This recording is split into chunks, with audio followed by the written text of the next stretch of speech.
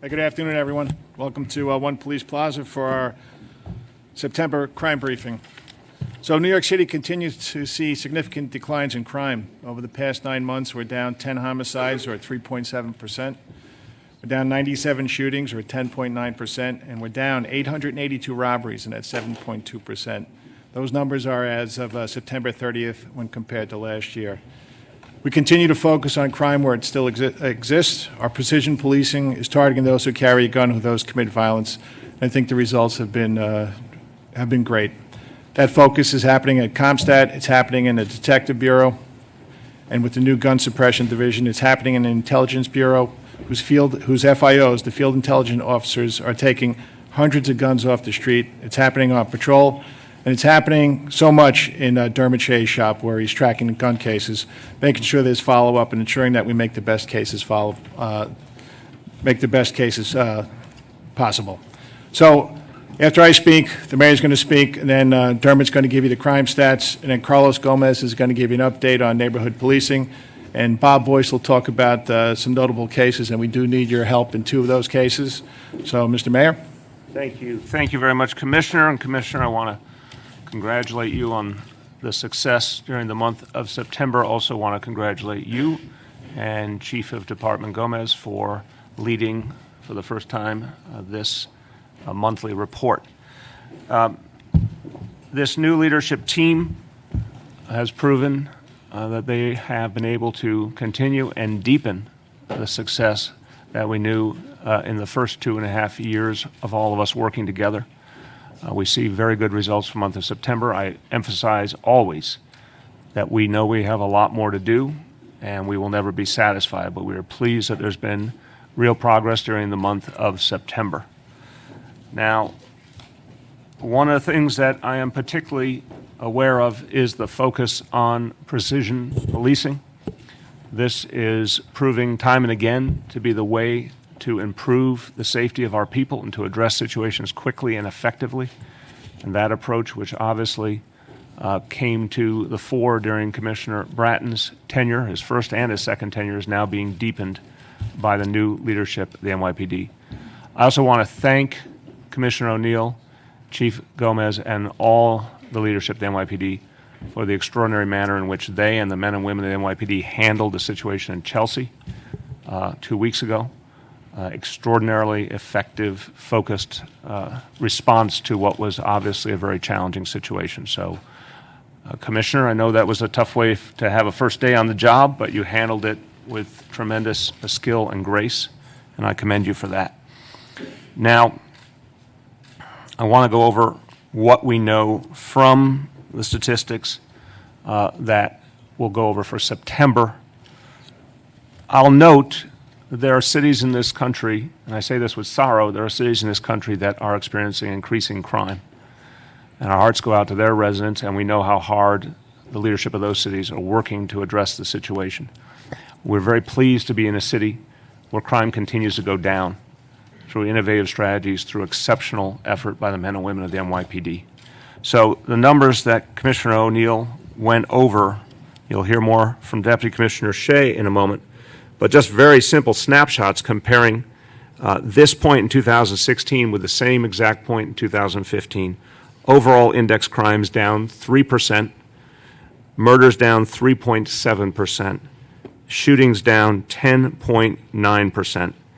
And that shooting number is particularly powerful in relationship to the CompStat era overall, and the Deputy Commissioner will go into that.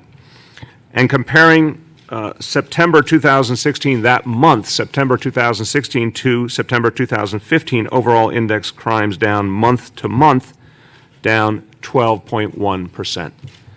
So that is extraordinary progress. Given the national discussion, including the rather extraordinary discussion that occurred at Hofstra University a week ago, let me further add that the amount of stop and frisk activity since its height in 2011 is down 97%. So affirming once again a clear reduction in the use of stop and frisk, accompanied by consistent reduction in crime. And another thing I'm sure the Deputy Commissioner will talk about, increased seizures of guns particularly in the year 2016. So I want to always try and dispel the misinformation we heard last Monday. Is a city that obviously is succeeding without the overuse and the unconstitutional use of stop and frisk. We never stop seeking progress, with no one around here who rests on their laurels. We have a lot more to do. I will say I'm encouraged, not just by the numbers, I'm encouraged by the fact that the neighborhood policing program is growing. We now will be, as of this month, in 51% of precincts, and we will go on from there. Wherever I go in this city and talk to people about neighborhood policing, the response is absolutely extraordinary. I want to commend Commissioner O'Neill and Chief Gomez for what they have created. And I urge all of you, please go out in communities that have the NCOs. Talk to these officers, talk to community members who have worked with them. There is such enthusiasm about the way this is improving not only the relationship between police and community, but the effectiveness of our police and the safety of our police. They are getting more information than ever before that can stop crimes before they happen, that can help them locate weapons, that can help them locate individuals who aim to do others harm. And I ask everyone, unrehearsed, and I hear the same answer in every borough, every neighborhood. And I ask officers in particular, are you proactively hearing from community members? Are they walking up to you? Are they calling you? Are they emailing you and giving you information you would not have had otherwise? And they uniformly say yes. That is fundamentally changing their ability to get their job done and keeping everyone safe in the process. So very important that that's now reaching 51% of our commands this month. Also a reminder that we are well on our way to bringing to fruition the addition of 2,000 officers for our police force that began with the budget of June 2015 that has been building up with each recruiting class, each graduating class, and the civilianization effort. We will hit that number, that 2,000 additional officer on patrol number, in January. So you're going to see the combined effect of the deepening of neighborhood policing and the addition of so many officers. It's going to add a lot of capacity. So I expect this success to be sustained given that these new resources are coming into play. Very quickly, in Spanish. Bajo la nueva dirección del NYPD, el crimen sigue cayendo en nuestra ciudad. Comparando este año, en este momento, con el año pasado, hay menos delitos en general. El crimen está aumentando en muchas ciudades, pero Nueva York sigue siendo la ciudad grande más segura de nuestro país. With that, turn back to you, Commissioner. Thank you, Mr. Mayor. Dermot's going to go over the September numbers and the year-to-date numbers so far in 2016. Dermot? Thank you, Commissioner. Thank you. So as we begin now going over the September numbers, we see some continuing trending and recurring themes that we've seen in the first 8 months. In terms of overall index crime for September, it was an incredibly low month in terms of that index crime, down 12.1%. We finished down in every 7 major crime category. We finished down over 1,100 index crimes, and again, that set a record in the CompStat era. Every borough of New York City was down too, which we're especially proud of.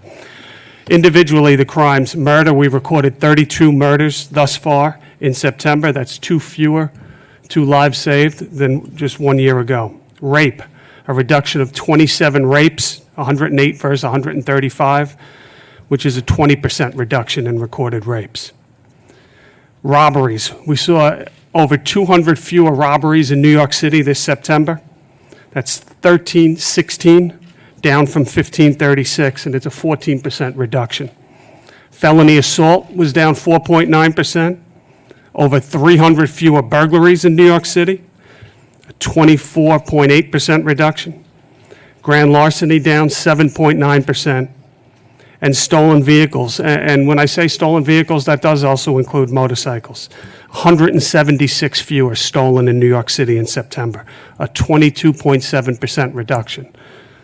Transit crime in New York City, down in September, 4.6%. And remember earlier this year, when transit crime was up, that is down now over 1%, as it has been for several months, 1.7% down for the year. Housing crime had a strong September, down 13.9%. And housing, which had been up nearly, if my recollection serves, about 7-8% earlier in the year, is now down to a 4% increase for the year. So heading in the right direction. And just to put in, homicides year-to-date are down in housing, down 2, and shootings are down 31. They're having an incredibly low year in overall shooting incidents in housing authority.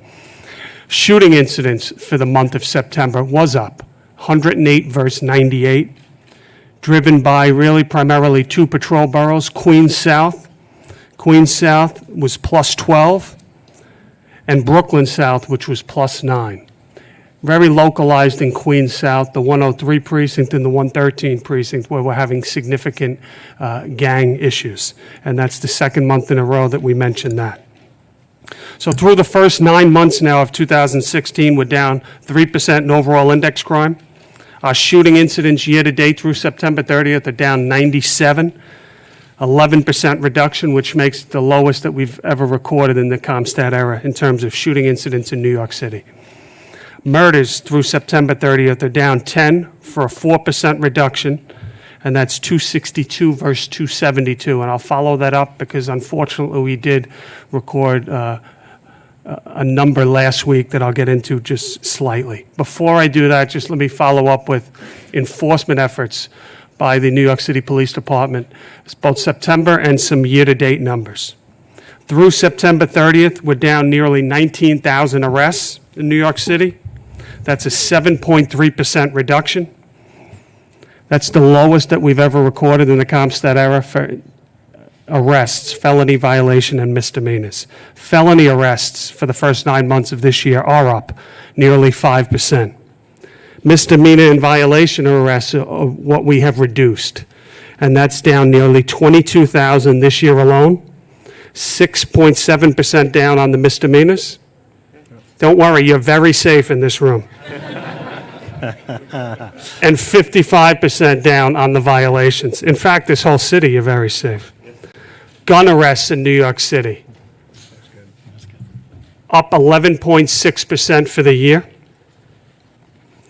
Very interesting to note, and the correlation that could be there as we reduce some of the misdemeanor and violation arrests and continue our focus on drivers of violence and other crimes in New York City. As the gun arrests go up, we're seeing our assaults on police officers in a year that we're having the lowest number of arrests that we're making in CompStat era, up significantly, up 191 assaults on our officers this year, and that's a 23% increase. That's 995 versus 804. So you see evidence, again, further evidence our officers putting themselves in harm's way. This past weekend alone in New York City, just to put it in perspective, 17, by my count, 17 separate gun-related incidents where our officers recovered firearms and made an arrest. That spans every borough of New York City, 7 in Brooklyn, 5 in the Bronx, 2 both in Manhattan and Queens, and 1 in Staten Island. It ranges from stops on the street to stops of vehicles, to stops of individuals smoking marijuana, to stops of individuals drinking alcohol, all in possession of firearms. So 17 just this weekend alone. When you look at who was stopped, an individual that was shot earlier this year in the 6-7 precinct, now carrying a gun. When you look at the prior weekend, we see our strategic response anti-crime units making a gun arrest in Queens and then staying there and making an additional gun arrest, preventing a shooting, no doubt in my mind. So really very focused work, some great work being done by our men and women.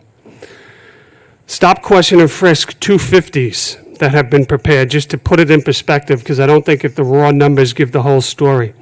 Almost 9,000 fewer than last year, as we focus again on gangs, crews, and longer-term cases, more intelligence-driven cases. But when you look at the number and you look back just 5 years, in 2011, in one patrol borough, Brooklyn North, there was nearly 109,000, nearly 110,000 stops performed. That same patrol borough, when you look at now, year to date, just over 1,000. So from nearly 110,000 to 1,000. All right? That's the story of how far we've come in precision, focused enforcement, making better cases, longer-term cases, but it has to be on the individuals that are driving crime. I'll follow up with two last points. We talk a lot about violence. We talk a lot about the overall index crime, and I've already given you some of those numbers. An area that we spoke about last month, and we still see some work to be done, domestic crime. When you look at domestic crime, it's up 2 to 3% overall in New York City this year. But when you talk about last week in New York City, we had recorded 10 homicides occurring, and 5 of those homicides were domestic in nature. So this is an area that is always something that we're looking at. I look at the last 2 that actually had victims that were the victims of a homicide with active orders of protection. So we look at all those incidents closely. We are going to continue to look at all of those incidents. What we have seen is, whether you look at homicides or shootings, we've been very successful in pushing a lot of crime indoors. We're down significantly on shootings outside this year, but when you look at shootings that are happening inside an apartment or inside a store, we're plus 20. So domestic is not all of them, but it's a big piece of them. So we continue to look at our piece of that overall puzzle and how we can look at all the pieces and hopefully make some improvement in that. Because it's obviously unacceptable to have 2 separate homicides with the orders of protection actively issued and still it didn't protect that victim. Overdoses is where I will end this morning or this afternoon. We continue to make great strides with increasing our collection efforts to get timelier and timelier information on overdoses, and armed with that information, working with our partners throughout and other city agencies in New York City, giving that information to our enforcement arms so that we can make better cases, targeted cases on those that are responsible, because that is another area that we have quite a bit of work still to do. Thank you. Thank you, Dermot. Chief Gomez is going to talk about our additional rollout. We're going to more precincts starting today with our neighborhood policing program. Carlos? All right, good afternoon. Very pleased to announce Phase 7 of the rollout of neighborhood policing, the expansion. Rollout that commenced May 18th of last year, of 2015, when we first rolled it out to the 2 commands in the Rockaway Peninsula and the 2 commands that make up Washington Heights. Today, we're adding 9 more patrol precincts, as well as 3 more housing commands, and I'll name them for you. In Manhattan South, we're rolling it out to the 9th precinct. In Harlem, Manhattan North, we're rolling out to the 28th precinct. Up in the Bronx, we're going to the Hunts Point section, the 41st precinct. In Brooklyn South, we're going to 2 commands, the 60th precinct and the 69th precinct, Canarsie and Coney Island. In Brooklyn North, we're going to the 8th precinct, the 88th precinct. In Queens South, we're going to Jamaica, the 103rd precinct. And in Queens North, we're going to Astoria, the 114th precinct. In housing, we're rolling it out to PSA 1, which is in Brooklyn South, PSA 4, which is here in Manhattan South, and PSA 9, which is in Queens North and South. Now, this brings us to a total of 44 operational commands that have neighborhood policing. 35 of those commands are precinct commands, and 9 of those are housing commands, PSA commands. And that equates to neighborhood policing being in place now in over 50%, 51% of the operational commands in the city. There are 77 precinct commands, and there are 9 housing commands. That's a total of 86 commands that have communities. There are 12 transit districts, but those communities are transient in nature. One of the, and we're rolling out, we're also rolling out in the near future to additional commands. Slowly but surely, we hope to get this to the entire city. As you can tell, all of our patrol boroughs and geographical boroughs are represented. One of the ways that we measure success is our bread and butter, and that's crime reduction.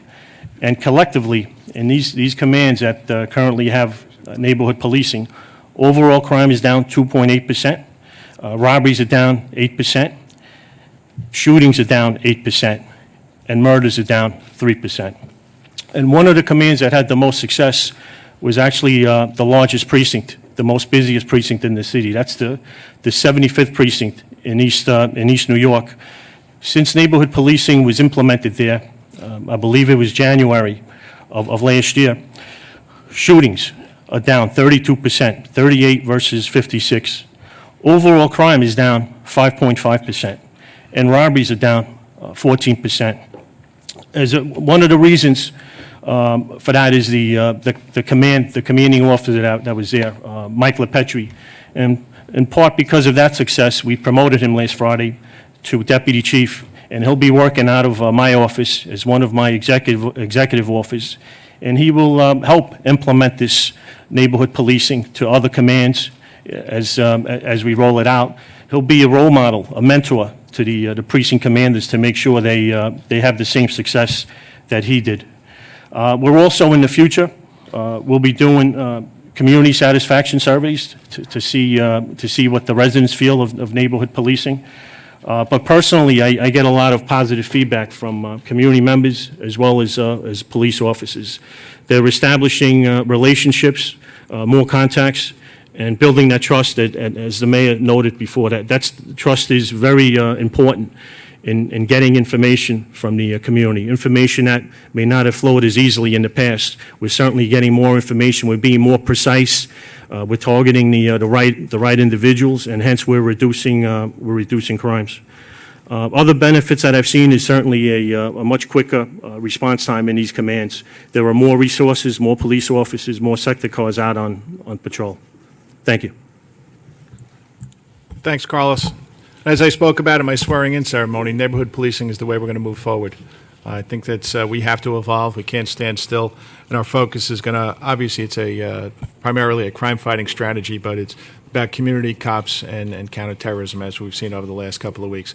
So Chief Bob Boyce is going to update you on a few current cases that we need your help on. Good afternoon, everyone. We had 2 incidents that were seeking the public assistance in identifying persons of interest in our cases.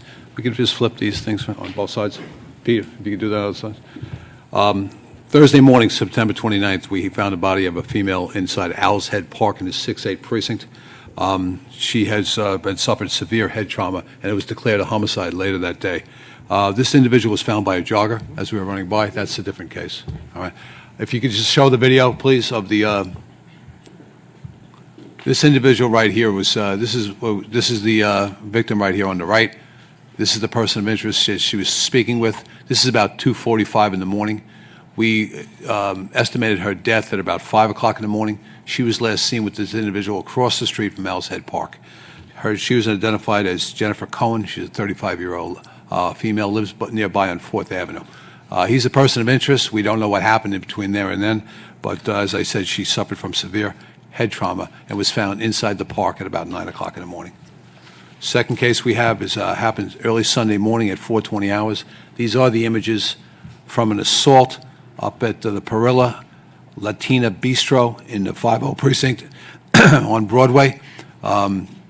This is the Kingsbridge section of the Bronx. We have this individual. You have to show that video, please, of a fight outside of a bar. Now, our victim was punched and knocked to the ground. You're going to see a female on top of the screen. She's particularly interested in finding out who she is. And you see a male with a baseball cap as well. This male with the baseball cap, it's a Pittsburgh Pirates hat. That image right there, we believe he is the instigator of the fight. We're looking to identify him. The victim in this case was inside the club, got into a dispute outside, which he was beaten roundly by individuals outside, and apparently an alcohol-induced brawl at a closing time at this club.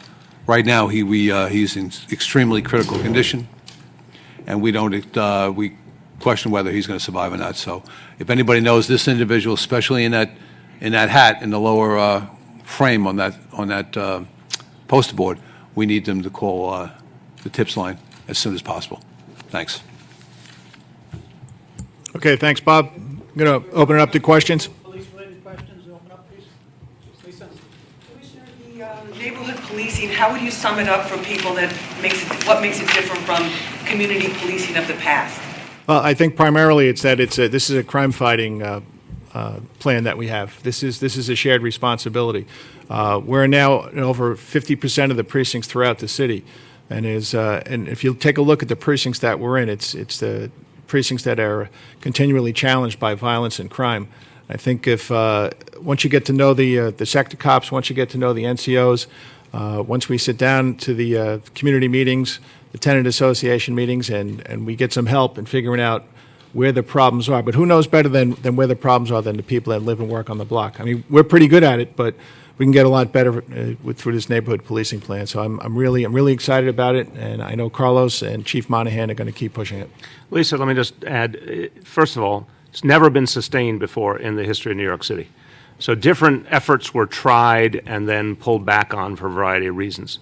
We now have a neighborhood policing plan that's been going on for years and is the future of the NYPD. And the architect of this plan is now the commissioner of the NYPD. So this is a huge difference from anything we've seen previously, that it's being built in every precinct to be sustained for the long haul.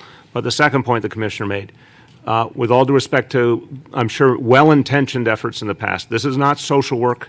This is crime fighting that happens to engage the community deeply as partners in crime fighting. It makes sure our officers are safe. It makes sure the community is safe. Because remember, intelligence gathering in any effort at safety, intelligence gathering is crucial. One of the things we did not have enough of in the past was that open channel between police and community. There was too much information that did not reach our officers because there wasn't a relationship or there wasn't enough trust. Now we're developing that trust. And as I said, what I'm hearing from the neighborhood coordinating officers directly is that residents of the community are coming up to them, offering tips to them, not because they were asked, because they want to tell the officers what they know, where a weapon is, where a suspect is, where they feel there might be gang retaliation. This gives our officers tools they didn't have before. They're now getting a much better picture of what's happening in their sectors, and we're talking about small enough sectors that they can really get to know them.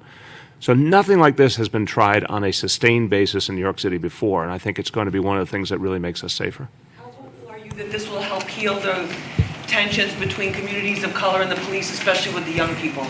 As I said, this is the way we move forward. This is the way we make things better in this city. For Chief Gomez, I want to know about the community satisfaction surveys. Do you have a timeline of when that's being implemented? And Mayor, if you want to comment on that too. That's something that we're still discussing and working on, but certainly something we're going to have in the future. It's neighborhood specific, in some cases, specific blocks are going to be surveyed. Commissioner, community policing, have you figured out going long-term or down the road, how you're going to measure, or what you're going to look at in terms of measuring the effectiveness of community policing, other than anecdotal reports? I mean, Chief Gomez talked about, certain crime reductions, although we're in a period where crime is continually going down in many of the precincts. Are you figuring out a new metric, or how are you going to measure this thing going forward in terms of effectiveness? Well, first and foremost, as I said, it's a crime-fighting policy. It's a crime-fighting program. So we have to make sure, because we have a lot to lose here. If you take a look at what's transpired in this city over the last 20, 25 years, crime is at an all-time low, and we want to maintain that. So it's crime, it's response time, it's 911 response time, it's 311 response time. It's also the surveys that we're going to send out. It's important to know how the people of the city feel about their police. I think it's going to be done scientifically. We're in the middle of developing it. It should be out shortly. This way we can get direct, real-time feedback about how New York City residents and people who work in the city feel about their police department. And further, when people feel that their needs are being responded to, it changes everything. And this is one of the things I think is very, very powerful here about neighborhood policing, because I'm hearing from community residents who are experiencing it, and they're saying, they tell an officer something, they see the response immediately. The fact that they can call an officer they know directly changes the whole dynamic. So I think one of the things to recognize, and it gets to the surveys as well, is we're going to get a chance to see what everyday New Yorkers feel about it. But I guarantee you one thing you're going to see is that people like having a direct and personal relationship with a police officer who knows their immediate part of the neighborhood, that makes them feel more protected for sure. It makes them feel like if they have a concern or if they know something, it can get to the right place. That's a very big deal. And to the previous question about police-community relations, particularly for young people, I think one of the things that we're seeing more and more, our officers are getting to know young people in the community too. And I've heard these incredible stories that are so moving about not only, officers playing basketball games with kids in the community, but even going so far as to help kids who needed help. Like, for example, at their prom, some kids couldn't afford a prom dress. We had precincts where officers pooled their money to get a kid a prom dress who didn't have one. Something like that, that gets spread all over the neighborhood, that officers are looking out for kids in the community in that way, and that starts to change the dynamic as well. So this is where this becomes a trust-building reality that opens all sorts of doors to less conflict, more cooperation between police and community. Hold on one second, just, Tony, an important, a critical component of this, too, is we're going to be surveying our cops. I mean, it's important that they have that level of job satisfaction, because we're pushing that decision-making, that problem-solving down to the police officer level. So we got to make sure that they feel good about what they do. If they feel good about what they do, if they feel respected, then they'll do an incrementally a much better job at what they get paid to do, and that's to fight crime. Commissioner, can you respond to just how you feel about this rise in assaults on police officers going up, particularly noting how everything else is going down? James, I think a lot of that has to do with, and we're in the midst of doing a deeper dive on it, is that we are focusing our resources now on the people involved in the violence and the crime. So the more you do that, I think the more pushback you're going to get from the people we're looking to investigate and looking to arrest. So it's more of these felony arrests maybe that are causing the assaults on? Well, we're looking at, you saw that there's a reduction in arrest, there's a reduction in criminal court summonses, and we're laser focused on the people involved in the crime. So they'd be more likely the ones that where we get the resistance. Tina? Hi, Commissioner. We're hearing that all police officers are getting new holsters. Why is that, and what's different about these holsters? Well, we're in the process of upgrading holsters. I think if you remember that incident up in the Bronx, I think it was about a month ago, we saw that there might have been an issue with that. So going forward, there's a different level that we're going to. And as they cycle through the outdoor range in their firearm cycle, they're going to be issued new holsters. Reduction of stop, question, and frisk, when it is used, how effective is it? It is, and I just looked at the stats. If you look from 2011 to about 2014, it varied between 1.5% and 3.5% of people that had weapons. Looking at 14, 15, and 16, those numbers are coming up. They're tripling. So it is, if you use that tool correctly, it's an important part of what police officers do. And I think everybody in the room knows about reasonable suspicion about somebody that's about to commit a crime, is committing a crime, or has committed a crime. So it's an important tool for us to use. Rocco? Commissioner, in the Zambia Perkins case, do you think there should be a mechanism in place whereby after, let's say, 2, 3, 4 complaints, the police are automatically notified, even if it doesn't necessarily rise to the point where ACS believes a crime has been committed? And then for the mayor, Mr. Mayor, if you could tell us what the commissioner has told you thus far about the incident, and when will we be able to speak to her about it? So, Rocco, there is, as part of this investigation, we're looking at policies and procedures to make sure we do our best to protect the young people in this city. It is important that we stay in contact with all the rest of the agencies to make sure we do our best to protect these kids. Rocco, we're going to have a gathering with the media. I'm sorry. We're going to have a gathering with the media on Wednesday. I'll be there. Commissioner Carrion, Deputy Mayor Blasio. At that point, we're going to be able to give you a lot more information. We are being very careful to respect the concerns of the Manhattan DA's office. I spoke with District Attorney Vance this morning, and he delineated the areas that he wants us to defer to his office on. So there's certain individuals that he and his team will be speaking to first. But we will continue to investigate, obviously, the larger issues at play here, the issues of policy and practice, and we'll be able to say a lot more about that on Wednesday. This is for Chief Boyce.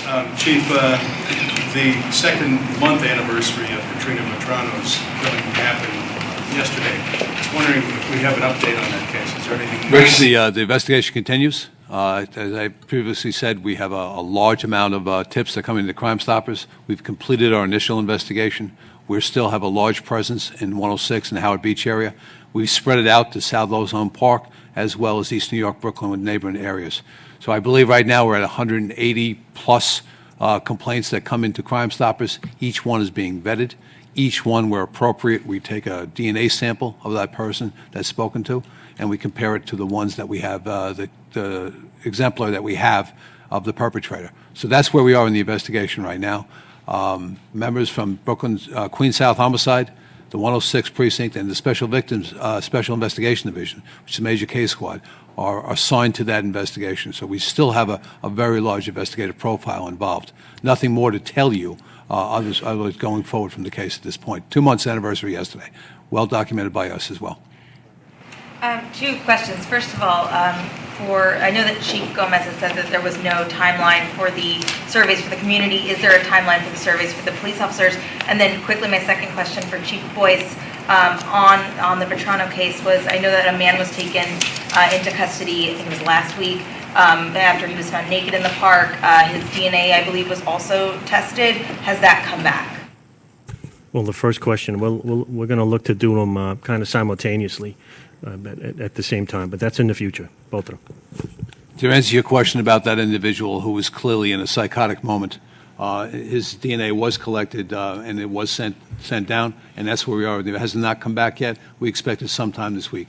It's usually a week to two. Now we have people from the OCME especially assigned to this case, an individual to check each profile when it comes in. That's not back yet. Right now, again, I said we don't even believe him to be a person of interest at this point. Commissioner, could you clarify a tweet the 109 precinct put out earlier today about creepy clown sightings? Is this something that police are concerned about? And have there been any reports of these people dressed as clowns in the city? I think Commissioner Miller is here, and he can speak about clowns a little bit more, but expertise. In what may be the worst introduction in press conference history. I've always waited for that opportunity. Well, nicely played. I was actually so happy that the name John Miller in Intelligence was used in the same title, but this really takes it down. So across the country, we've seen this trend. We have about 20 states involved in clown threats, clown sightings, clown crimes. We've drilled down on this in New York as we've had different Facebook threats, and this is our threat analysis unit that's engaged in this work, different online threats. So far, we've found none of these to be credible. We have tried to avoid falling into the trap of putting extra police protection or presence in places where we've had these. We've traced some of these back to individuals, some of these back to fake websites. But as Halloween approaches, we see this kind of originating out of North Carolina in 2016 and spawning itself on the internet only. We've had a couple of incidents in Long Island. Needless to say, we're tracking it, but we don't see any real threat here. And I guess our main message is don't believe the hype and don't be afraid of the clowns. So have there been threats on social media in places in New York City? There have been attempts to make threats over social media involving clowns in New York City. Again, we're tracking them, we're tracing them, but our people that deal in the threat world every day and assess these threats have found none of these to be credible. Hard to follow that, but is there an update on the investigation into the house explosion? Sure. We've uncovered a lot. We have a substantial case on evidence of a grow lab there. That's not the question now. We have numerous botanical fertilizers we acquired. These particular two individuals we have in custody, they're remanded, charged with felony marijuana, created a greenhouse on the second floor of that building. We have to determine now where gas leak or the gas issue came in. So that's going to take us quite a while. This morning we are excavating the pipe that goes into the house. We found a deviation within the home in the basement that we can't explain right now. So we're going to take that out, extract that piping and its fittings, and send it down to Maryland, to the ATF lab, to see what kind of construction went into it, how long it's been there, and to see if that's the issue. So right now it's a work in progress. It could take some time to come up with this. If you remember the 2nd Avenue gas explosion, that was 10 months. I don't expect that to be here. But nonetheless, it is that kind of a deep dive we have to do before we bring charges if there's tampering or some kind of alteration to the gas service into the house. We're still a ways away from that. That's where we are right now. On the Chelsea explosion, sir, can you give us an update on the investigation and specifically whether you've been able to rule out the potential of accomplices? And also, if you're any closer to determining why Chelsea, why that event? John can go into a little bit deeper, but as far as determining whether he acted or not, this is an ongoing investigation by the FBI, obviously with the JTTF and the NYPD. So this is no final determination has been made yet. NJ, I'm not going to be able to go much beyond that, except the preliminary indications are that the choice of locations and targeting was random. We've developed an awful lot of video because Chief Boyce's people, along with the FBI and the JTTF and Intel people, have kind of gone out in concentric circles, so we can track his movements as he moves towards the places where he placed the packages, the placing of the packages. But so far, there does not seem to be any significance to those two locations. Going back to the Bronx explosion quickly, the two suspects you have in custody, have they been able to give you any information about others who are possibly involved in that operation? No, they have not, but our investigation has broadened to look at other individuals as well. Both those persons requested an attorney, so we did not get any information from them. We still have investigative process to go through, telephones, nearby locations. They were stealing electricity and water, so we have a lot farther to go with that grow lab. Separately from that is how the explosion happened. So they did not help us at all, but we do have other venues of investigation to go to. Chief, just to clarify, on the Vetrano case, the sketch that was put out several weeks ago, and then the person that was picked up last week, the Marsh, are they one and the same? No. Was that person ever found from the sketch? That is the basis of a lot of our tips, Rocco, is that sketch. That's what a lot of tips, people who know him from the neighborhood think they know them, that person from the neighborhood. That's where the bulk of our tips came from for about 2 weeks now. So the two persons are wholly different. No, he's not. Had been identified. For the mayor, for Commissioner O'Neill, NYPD is looking to sign a contract with Blasio, I don't know if I'm pronouncing that right, for the body cameras, about $6 million. Oakland had some issues earlier this year. It was reported they lost 25% of their footage, and I believe the Cincinnati Police Department has identified some concerns with this particular company's cameras. They don't have a very wide range of vision. Do you have any concerns about how you're going to store body camera footage, and is this company the be-all, end-all of body camera? Let me start broadly, and then the commissioner and his colleagues can talk about the specifics. Body cameras are coming to New York City. I want this to be very, very clear. And next year is when you're going to see them start to be distributed more widely. We believe by the end of next year we'll have at least 1,000 on the streets. We've said from the beginning, there are very serious issues that have to be worked through in terms of confidentiality, in terms of the technology, the storage of information. There's a lot, the issues you're raising, there's still things that have to be worked through. But I want to be very clear that they're coming and that the resources have been in the budget since June, very clearly delineated in the city budget to provide for the growth of body cameras. And we then have a phase 2 that will take us up to as many as 5,000 cameras after next year.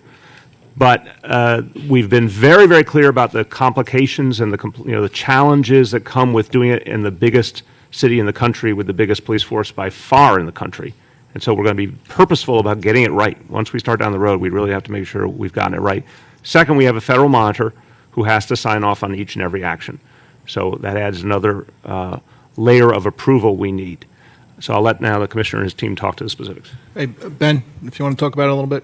Yeah, so the procurement process was pretty lengthy. We had over 50 vendors who participated and competed for the contract. You're right, VView was selected. We are nearing the end of what has been a long process.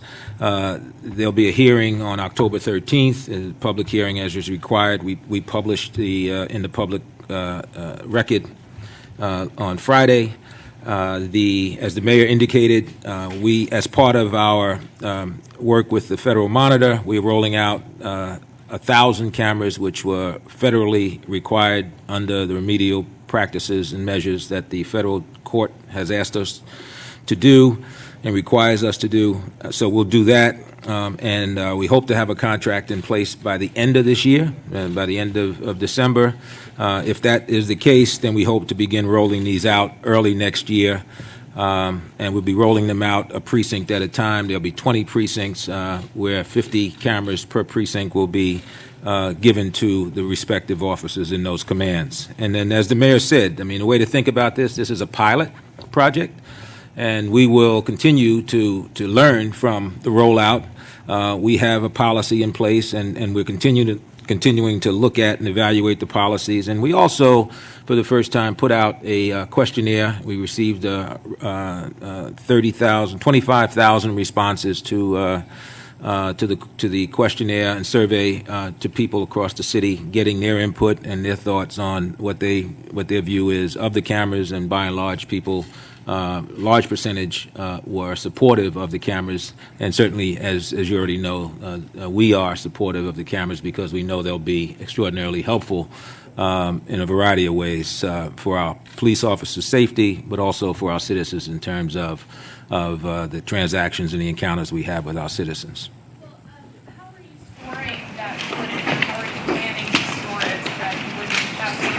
Let me ask Commissioner Tisch to talk to you about some of the specifics around our capacity in that regard.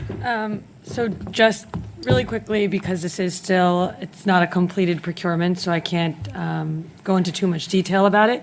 But to respond to your initial question about other experiences that other law enforcement agencies have had, we have been in touch with many of the agencies, Oakland among them, about the issues that they have experienced and fixes that VView has put in place for those issues. So we would not move forward if we weren't comfortable that the VView cameras were going to provide good, coverage, and that we were going to be able to store the video in a responsible way.